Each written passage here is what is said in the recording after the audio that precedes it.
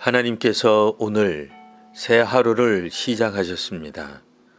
1월 18일 화요일 아침 묵상의 시간입니다.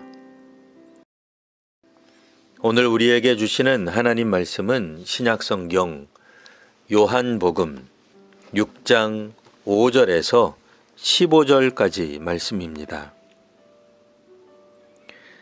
예수께서 눈을 들어 큰 무리가 자기에게로 오는 것을 보시고 빌립에게 이르시되 우리가 어디서 떡을 사서 이 사람들을 먹이겠느냐 하시니 이렇게 말씀하심은 친히 어떻게 하실지를 아시고 빌립을 시험하고자 하심이라.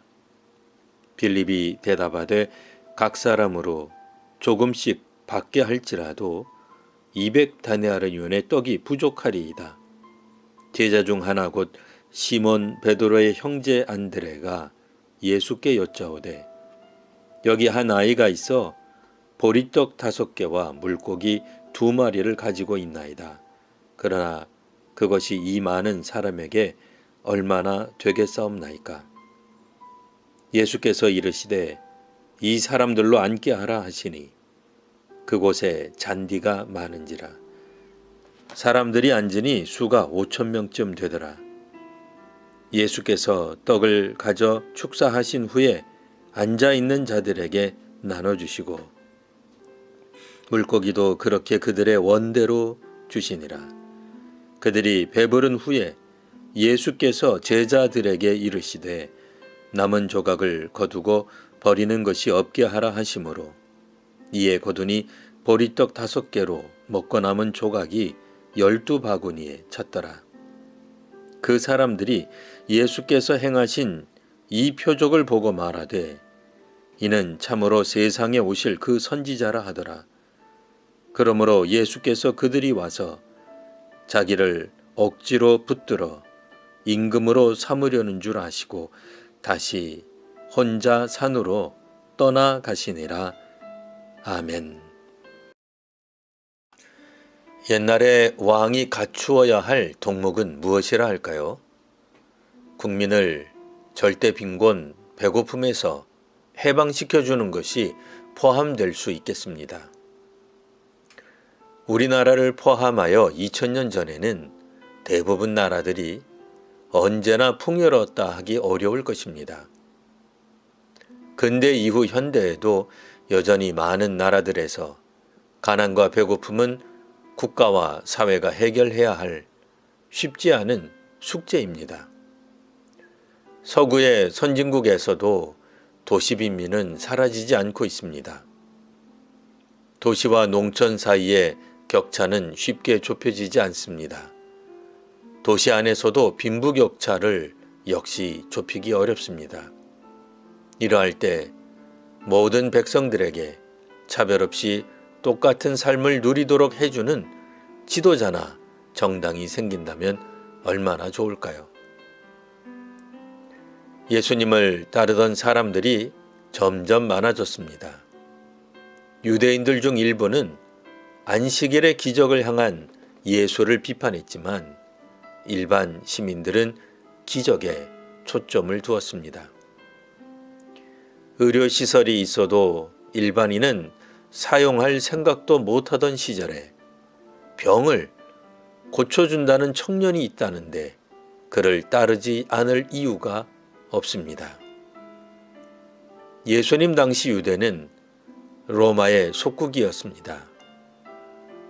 물론 로마가 처음 점령국은 아니었습니다. 유대는 바벨론에 의해 패한 이래 600여 년이 흘러 성경 당시에는 로마가 지배하고 있었습니다. 유대인 중 극히 일부는 로마 시민권을 가지기도 했습니다. 사도 바울은 나면서부터 로마 시민권을 가진 것으로 알려져 있습니다. 헤롯 왕가의 인물들처럼 친로마적인 정치인들은 부유하게 살았으나 일반 유대인들은 부유함과는 거리가 있는 삶을 살았습니다. 오랜 세월 나라 없는 삶을 살던 유대인들에게 그들을 다스려줄 왕은 꿈이요 바라던 미래였습니다. 그런데 오늘 예수를 따르던 유대인들은 병이 낫는 기적 말고 다른 기적을 보게 됩니다. 보리떡 5개와 물고기 2마리로 5,000명쯤 되는 사람들이 배불리 먹고도 남는 기적을 직접 경험하게 됩니다. 전에는 병자였던 사람들이 경험을 한 것이지만 지금은 같이 있던 모든 사람들이 다 경험을 합니다.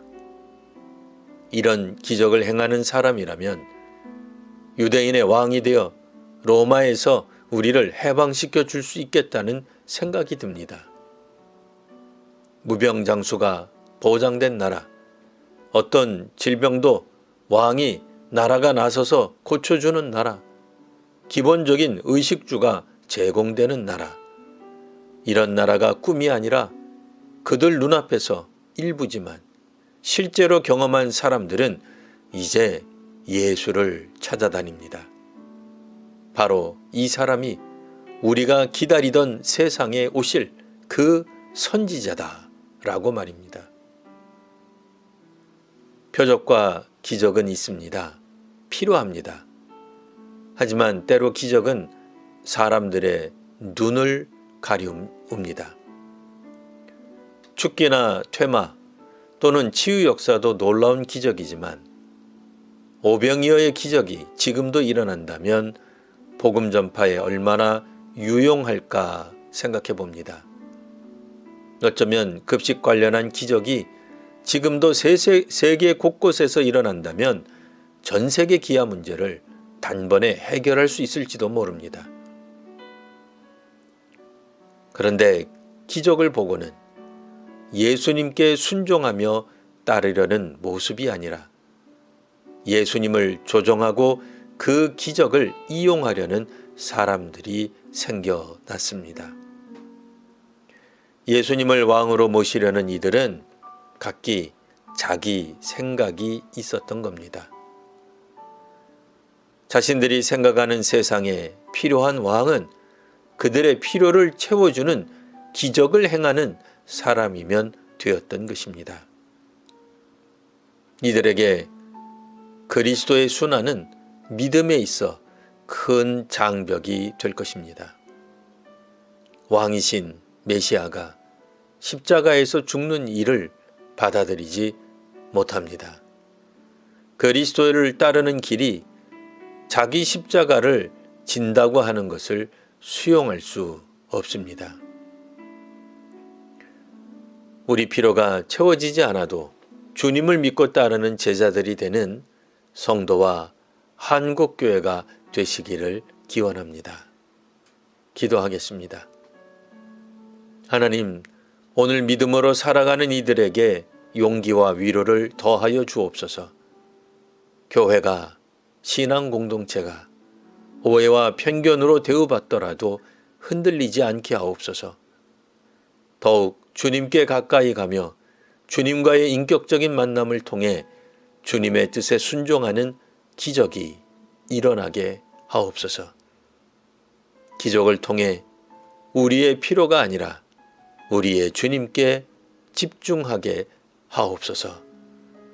예수님 이름으로 기도합니다. 아멘.